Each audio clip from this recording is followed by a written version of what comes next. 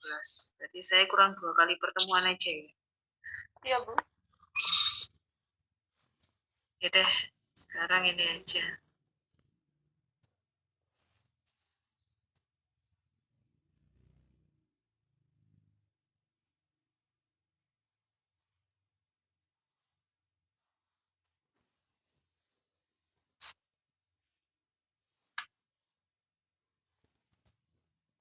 Siapa sih yang di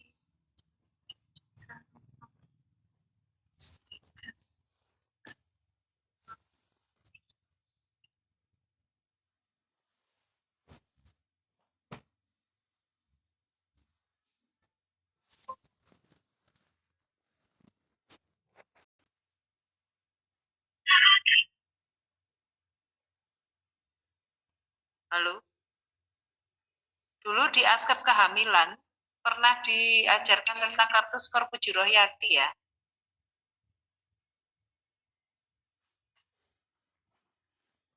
Lupa atau waktu itu lagi nerima WA.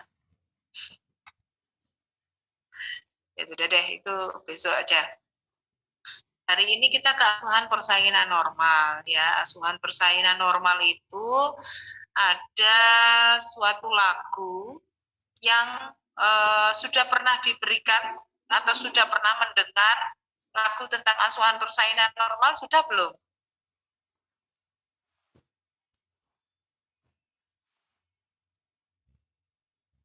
Halo, belum ya? Belum, Bu.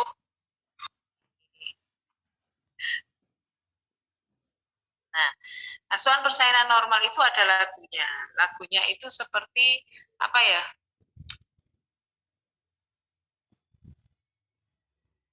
Lupa saya lagunya apa ya, lagunya anak kecil. Pokoknya gini.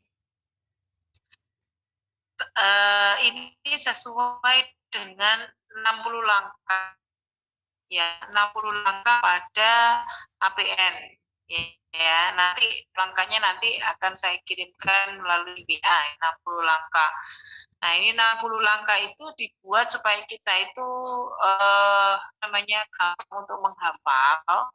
Saya ingin adik-adik nanti di rumah belajar ya. Setelah saya ajarkan tentang bagaimana menghafal asuhan persaingan normal, nanti sering-sering dihafal, sering-sering dilakukan, sering-sering dihafalkan, nanti hafal-hafal sendiri ya. Yang pertama, tanda gejala kala 2 Doran Teknus Terjol Vulka ya. Jadi tanda gejala kala 2 ada tanda, ada gejala. Kan sudah saya sampaikan kemarin, ada dorongan meneran, tekanan pada anus, perineum menonjol dan vulva membuka. Jadi gampang. Doran Teknus Terjol Vulka. Dorongan meneran itu kan ibu yang merasakan ya. Kita bidan kan nggak mungkin tahu apakah ada dorongan meneran atau tidak ya. Nah, kalau yang dirasa oleh si pasien, yang dirasa bersalinnya itu gejala ya. Tekanan pada anus yang merasakan. Donus itu adalah gejala kala 2. Sedangkan tandanya apa? Tandanya adalah yang bisa kita lihat, yang bisa bidan lihat apa saja. Perineum menonjol. Jadi kalau kepala itu sudah mau lahir, itu menekan perineum sehingga perineum menonjol. Perjol, vulvanya membuka, ya. Karena ada dorongan dari bagian terdahulu janin, karena ada penurunan bagian terdahulu janin, maka perineum dan vulva itu akan terdorong sehingga menyebabkan perineum itu menonjol dan vulva membuka ya. Tanda gejala kala 2 Deoran Teknus Perjol Vulka ya. Siap diri, pakai celemek, cuci tangan, ya, pakai sarung tangan, ya, sarung tangan 1 dulu, ya, sarung tangan 1, kemudian memasukkan oksitosin, apa memakai 1 sarung tangan dulu, karena kirinya ini Harus pegang ampul oksitosin ya. Jelemek cuci sarung oksi ya. Oksitosin dalam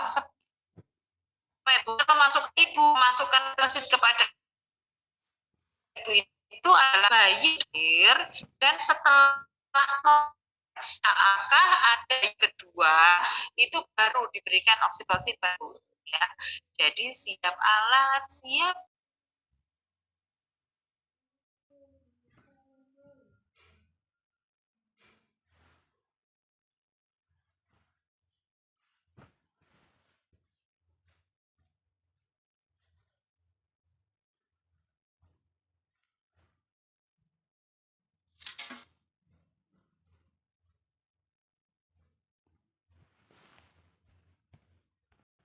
bersih PD celup DJJ, siap ibu dan keluarga, beritahu ibu bapak supaya ibu dan bapak siap untuk menghadapi persalinan ya. Nah, beritahu ibu bapak ini mulai dari hasil pemeriksaan itu bagaimana kondisi ibunya, bagaimana kondisi janinnya ya. Kemudian memberitahukan ibu dan bapak bahwa pembukaan sudah lengkap dan sudah waktunya untuk bersalin, serta memberitahukan ibu bagaimana posisi-posisi yang nyaman, bagaimana posisi-posisi yang bisa diambil oleh ibu sehingga ibu merasa nyaman untuk persalinan ya. Selain itu ibu juga diberitahu bahwa bagaimana cara untuk mengejan yang benar. Cara untuk mengejan yang benar itu adalah seperti orang BAB ya. Memang mengejannya adalah di bagian bawah, bagian anus. Nah, dalam kondisi seperti itu, pasti kalau seandainya ibunya di kolon ataupun usus besar, itu kamu akan mengalami BAB ya. Keluarga, nah itu kan hal yang sangat ya, sangat wajar saat kita menolong persalinan, kita akan berhadapan dengan apa namanya proses ya, itu ya, itu merupakan hal yang sangat wajar ya. Jadi jangan kaget nanti kalian menolong persalinan ya, pagi belum sarapan, menolong persalinan kita sudah dihadapkan dengan kondisi-kondisi yang seperti saya bilang tadi ya, itu berkah untuk kita ya, berkah untuk kita karena bisa menolong ibunya, tetapi berhubungan dengan sesuatu hal yang kotor ya, tetapi nggak apa-apa ya. Siap ibu dan keluarga, beritahu ibu bapak ya kan. Oke, kemudian pimpinlah ibu untuk meneran. Saat his ada, pimpin ibu untuk meneran ya. Saat his ada, ayo ibu, ini sudah mulai sakit, perutnya sudah mulai kencang, kakinya ditarik sampai dengan siku menyentuh lutut ya, sampai dengan siku menyentuh lutut. Itu kalau ada his ya.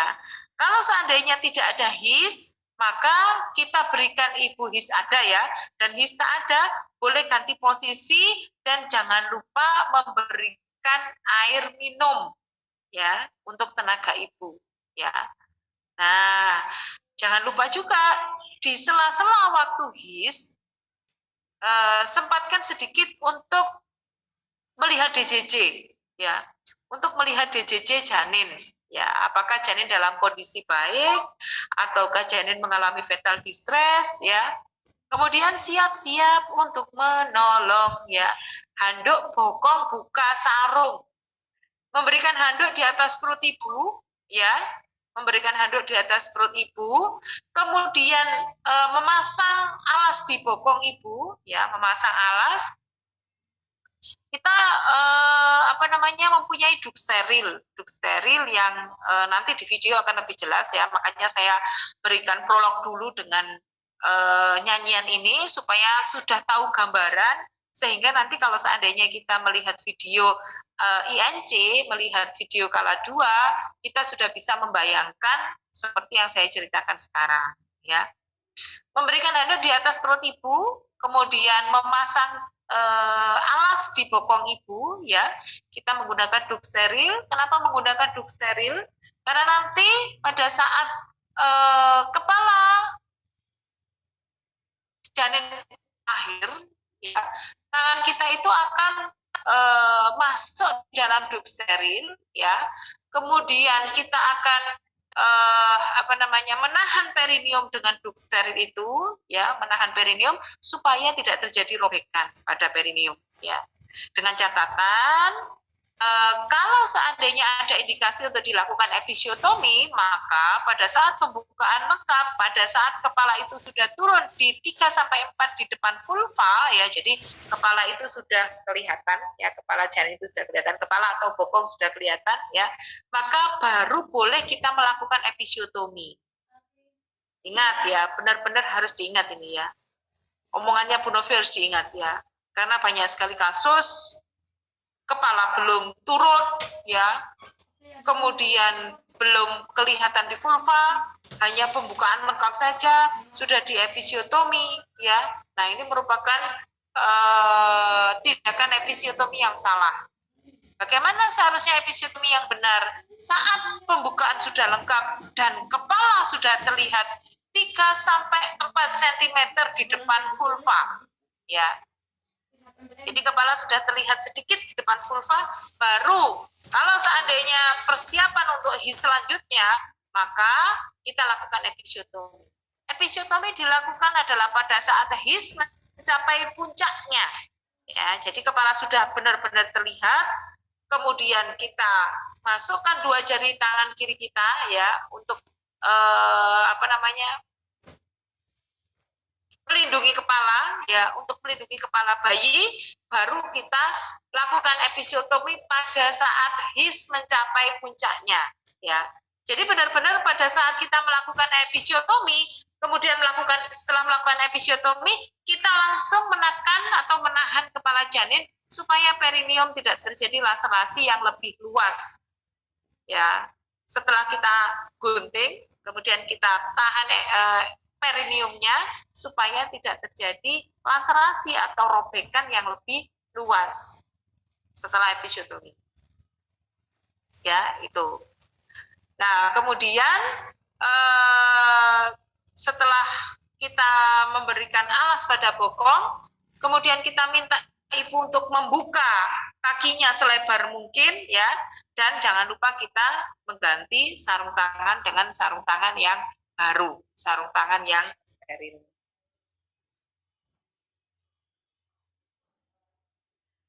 Itu kemudian setelah pimpinlah ibu untuk meneran, siap-siap untuk menolong, tolong kepala, bahu, badan, ya. Setelah kepala itu sudah terlihat, ya, setelah kepala itu sudah terlihat 3-4 cm di depan vulva, kemudian kita lakukan episiotomi, lalu kita menahan, ya, menahan perineum, ya, baru kita menolong kepala, ya. Nah, menolong kepala itu 3-1-2 langkah itu ada langkahnya sendiri, ya. Besok nanti saya berikan 60 langkah, kemudian kalian boleh melihat, oh, bagaimana sih caranya menolong kepala, bahu, badan. Tangan kiri kita menekan di suprasimfisis, ya, supaya kepala bayi itu saat dia lahir tidak defleksi, ya, tidak terlalu mendongak ke atas. Kalau dia defleksi, bisa-bisa bagian atas dari vulva itu ikut robek atau ada laserasi. Nah, kalau bagian atas vulva itu robek, wah, itu sudah sulit untuk menjahit, ya, dan akan menambah angka morbiditas atau kesakitan pada ibunya, ya, kasihan. Tangan kiri menahan perineum, tangan kanan menahan perineum, tangan kiri menahan supaya kepala bayi tidak terlalu defleksi, ya. Nah, setelah itu begitu kepala lahir, ada tahapan-tahapannya. Saat kepala bayi lahir, yang pertama adalah tunggu putar paksi luar. Ya, kita nggak ngapa-ngapain tangan kita. Tunggu putar paksi luar. Nah, selama kita menunggu putar paksi luar, kita hanya boleh melihat atau mengecek apakah ada lilitan tali pusat, ya. Jadi setelah kepala lahir, kemudian kita tunggu putar paksi luar, yang pertama. Yang kedua, kita cek dengan dua jari tangan kanan kiri kita cek dengan menyusuri bagian leher bayi, ya, apakah ada lilitan tali pusat, ya, apakah ada lilitan tali pusat. Nah, setelah itu, setelah putar paksi luar, ya, karena itu 3, 1, 2 langkah, ya, kemudian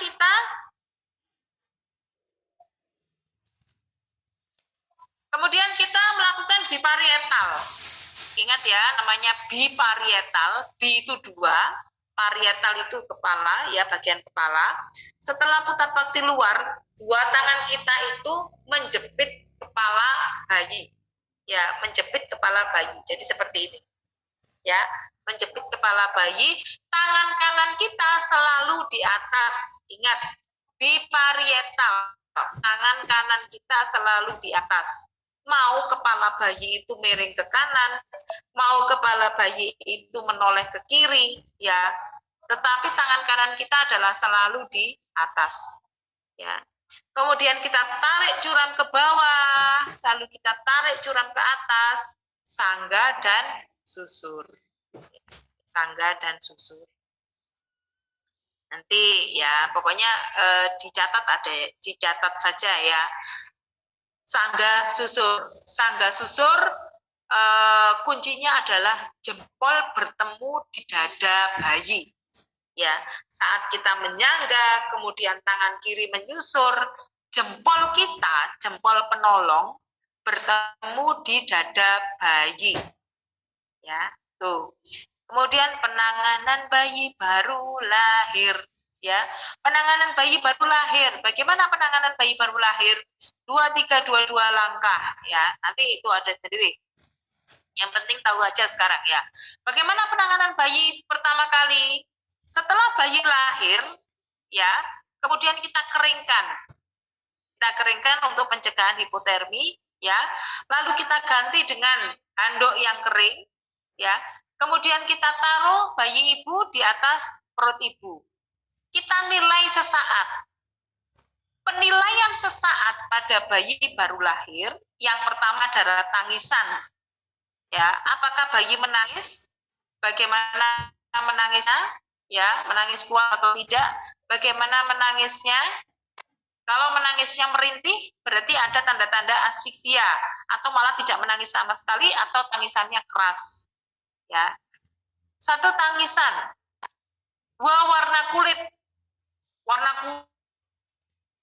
atau merah muda, pink, itu berarti bagus, ya, atau pucat atau kebiruan yang menandakan bayi itu ada terjadi asfiksia, ya.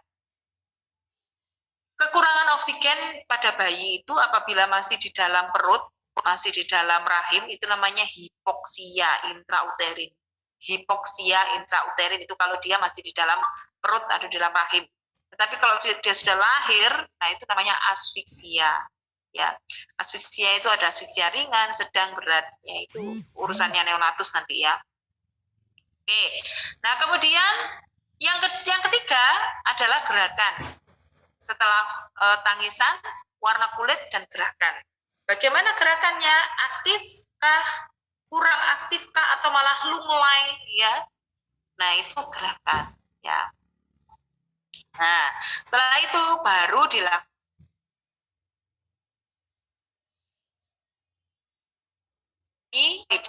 ya, baru dilakukan IMD. Potong-potong lipat, ya. Jepit-jepit potong pada tali pusat. Nah, setelah bayi sudah dikeringkan, kemudian tanpa baju, hanya ditutupi oleh handuk kering, ya, dilakukan IMD di atas dada ibu, di atas perut ibu. Bayi itu akan mencari puting sendiri, ya.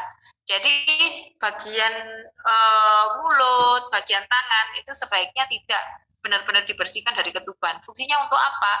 Fungsinya adalah untuk mencari nanti. Dia kan familiar dengan air ketuban. Nah, dengan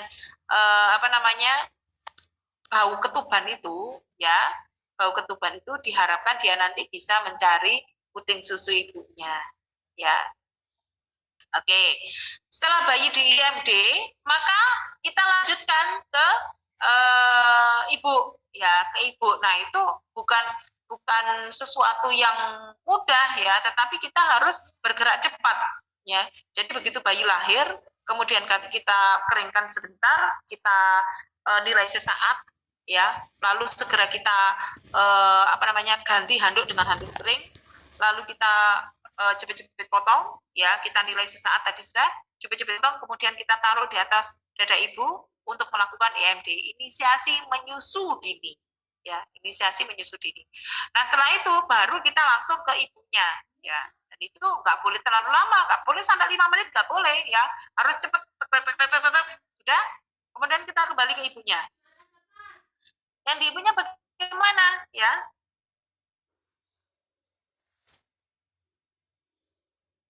Nah, manajemen aktif skala 3 itu ada 3 hal ya.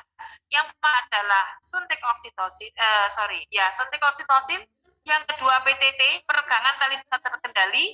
Ya, yang ketiga adalah masase. Jadi kalau ditanya apa itu angka 3 atau manajemen aktif skala 3, ada 3 hal. Yang pertama adalah suntik oksitosin 10 international unit. Yang kedua adalah peregangan tali pusat terkendali. Yang ketiga atau PTT, yang ketiga adalah masase. Ya. Nah, kapan kita boleh menginjeksikan oksitosin? Setelah kita cek apakah tidak ada bayi kedua. Ya, jadi setelah bayi lahir sudah kita bereskan, cepet-cepet potong, harus dengan cepat kita cek fundus. Ya, cek fundus. Kalau fundusnya itu masih di atas pusat, ya, cuma di atas pusat, nah itu dikhawatirkan masih ada janin. Kalau sudah di bawah pusat, ya berarti tidak ada janin kedua. Kalau tidak ada janin kedua atau tidak ada kedua, langsung kita boleh menginjeksi oksitosin 10 international unit, ya. Nah, kemudian setelah injeksi oksitosin, kita langsung ke PTT, peregangan tali pusat terkendali. Ya. Nah, apa saja yang harus kita peregang di PTT? PTT, peregangan, hanya meregangkan tali pusat. Ya, tangan kita ini melakukan dorsokranial. Dorsokranial itu untuk apa? Supaya tidak terjadi inversio uteri atau yang ikut terbalik atau ikut keluar. Ya, tangan kita yang dorong ya ke atas dorsokranial ya. Oke, setelah peregangan, apabila sudah ada tanda ya, tanda-tanda pelepasan plasenta itu ada 3. Yang pertama adalah semburan darah, yang kedua adalah uterus berbentuk menjadi globuler, 3 semburan darah, uterus globuler, kemudian apa satunya ya, saya lupa. Tali pusat memanjang, ya. Tali pusat memanjang. Kalau sudah ada 3 hal tersebut, ya, berarti plasenta sudah terlepas dari dinding endometrium. Ya, segera kita lakukan mencegah inverseri. Kemudian tangan kanannya kita lakukan tarikan. Kalau sudah ada seperti itu, berarti kita lakukan tarikan ke bawah ya, seperti saat kita menarik dorsokranial, biparietal. Jadi tarik curam ke bawah, tarik curam ke atas, kemudian pegang plasentanya dan diputar sampai dengan plasenta itu lahir. Ya. Nah ini PT, plasenta, dan masase. Kalau sudah ada PTT, ya kemudian ada tanda-tanda pelepasan plasenta, segera jangan lupa langsung dilakukan masase. Berapa lama masasenya? 15 detik, 15 kali masase. Jadi 1 kali masase. Ya, masase. Nah, kemudian jangan lupa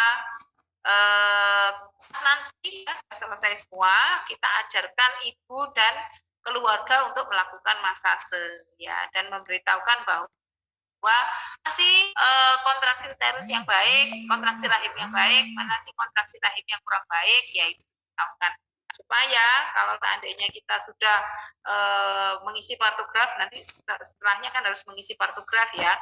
ibu dan keluarga ini tahu tanda-tanda dini adanya komplikasi ya yang bisa menyebabkan pendarahan. Kemudian pendarahan segera periksa, hati-hati ada sisa plasenta dan robekan ya. Boleh kita melakukan eksplorasi. Eksplorasi itu membersihkan rahim kembali ya, kemudian memeriksa adanya robekan. Pas tidak 17, jadi dari ke-17 yang tadi ada kala 4 ya. Setelah apabila ada robekan segera kita heading, apabila tidak ada robekan maka kita evaluasi pada kala 4 ya. Kala 4 apa saja yang dievaluasi? TTV ya. TTV itu mulai dari tensi, suhu, nadi ya. Kemudian kontraksi. Kontraksi uterusnya bagaimana? Kuat, lemah ya. Kemudian adakah pendarahan ya. Jangan lupa cek kemih yang penuh adalah satu,